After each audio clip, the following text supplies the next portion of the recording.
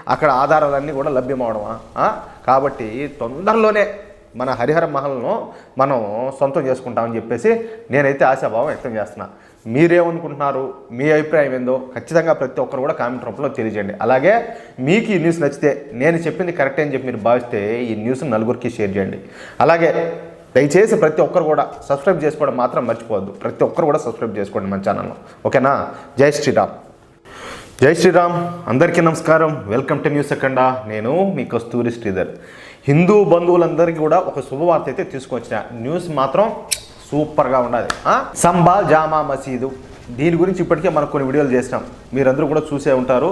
అసలు ఆ విషయం ఏందనేది మీకు తెలిసే ఉంటుంది. ఇప్పటికీ ఈ సంబాల్ షాహీ జామా మసీదు ఒక మసీదు కాదని, ఇది ఒక దేవాలయం అని మన హిందూ సంఘాలు అనేక సంవత్సరాల నుంచి వాదిస్తూ వస్తున్నాయి. కానీ ఈ విషయం వెలుగులోకి వచ్చింది మాత్రం ఈ మధ్యనే. ఈ సంబాల్ జామా మసీదు